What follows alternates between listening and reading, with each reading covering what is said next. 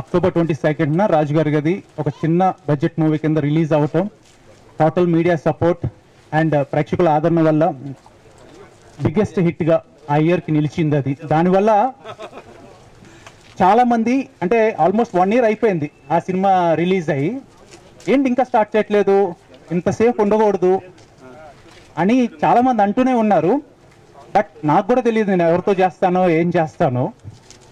But అనుకోకుండా ఆ దేవుడు అక్టోబర్ 22 ఈ సంవత్సరం అంటే same date last year cinema release అయిన రోజున అదే రోజు ఈ సంవత్సరం నాగ్ సార్ని నేను కలవటం, రాజు గారి గది 2 నేరేట్ చేయడం జరిగిందండి. అంత కోఇన్సిడెన్స్, ఇది ప్లాన్ చేసుకుంది ఏదో కాదు.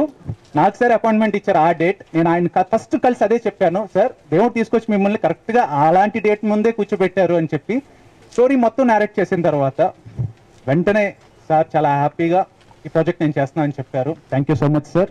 ఆమె నమ్మకంతో ఈ ప్రాజెక్ట్ ఒప్పుకున్నందుకు, నేను ఒక యాంకర్గా కెరియర్ స్టార్ట్ చేసి ఈ పొజిషన్ రావడానికి నేను ఎంతో కష్టపడ్డాను.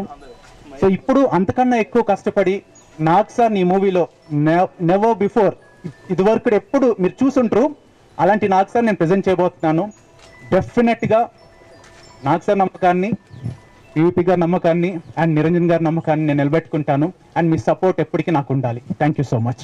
2 హీరోయిన్స్ ఉన్నారండి, నాగార్జున గారి దగ్గరే ఉంటారు, నాకు చుట్టూ తిరుగుతూ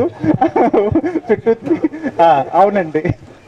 యాక్చువల్లీ అంటే మెయిన్ వచ్చేసి soul and backbone of the movie Nagarjuna గారండి.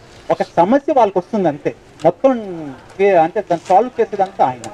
సో వాళ్ళది ఎక్కువ సినిమా కాదు, సో మొత్తం నాగార్జున గారి మీద ఉంటుంది కాబట్టి మీరు దాని మీద ఎక్కువ కాన్సన్ట్రేషన్ చేయక్కర్లేదు.